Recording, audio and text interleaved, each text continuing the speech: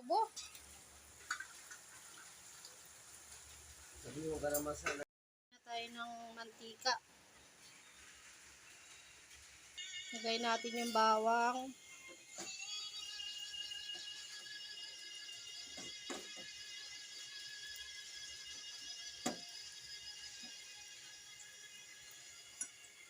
Tsaka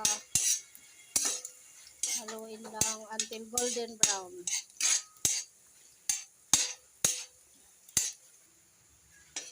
Yan. Pag yan, golden brown na siya, lagay na yung sibuyas. Marami din yung sibuyas. Haluin lang. Haluin lang ng mabuti. Yan, pag okay na yung bawang at saka sibuyas, lagay na yung karne. Karne. Haluin lang. Haluin.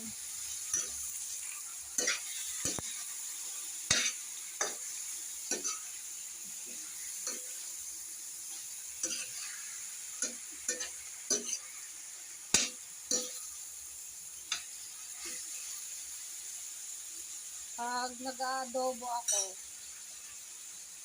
tinitimplahan ko na yan bago ko pa anuhan. Lagyan ng konting asin. Tapos haluin.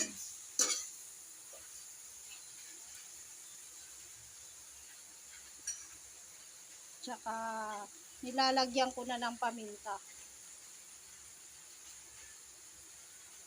Para masarap yung adobo, lagyan siya ng pamintang durog at saka buo. Yan yung buo na paminta. Haluin lang. Haluin. So kumbaga, may lasa na siya bago ko pa anuhan. Takpan lang muna. Natakpan natin, tapos pag medyo may tubig na, lumabas na yung katas ng karne, saka pa lang natin haluan ng toyo, suka, asukal, na konti lang, saka yung iba pang sahog. Tingnan na natin kung lumabas na yung katas ng karne. Ayun, okay na. Saka pa lang natin ilagay yung toyo, suka, at saka tubig. Suka, toyo, saka ilagay na natin yung tubig.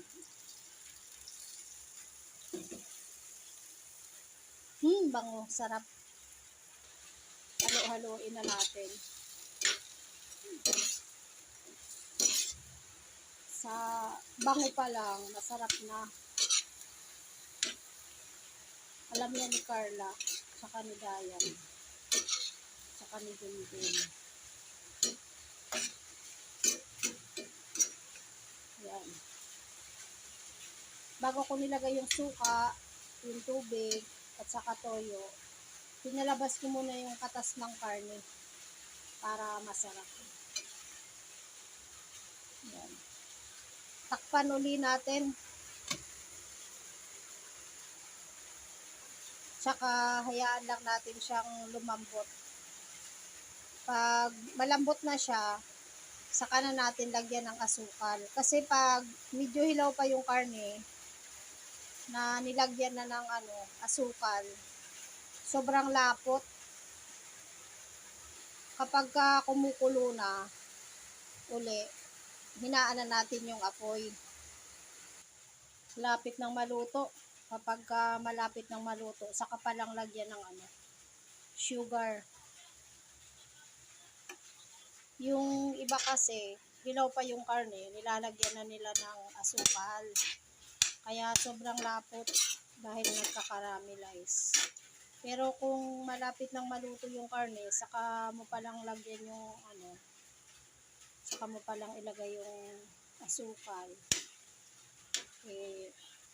Para siyang nagmamantika na ilagay na yung asukal. So halu-haluin lang para manuot yung tamis Hindi naman masyado matamis sa karne. Saka takpan uli.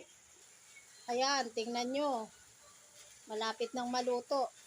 Ayan. Pag late mo na siyang nilagyan ng asukal, masarap siya kasi para siyang nagmamantika. Ayan, tingnan nyo. Sa bango pa lang, masarap na eh. Tikman na natin. Sarap. Panalo.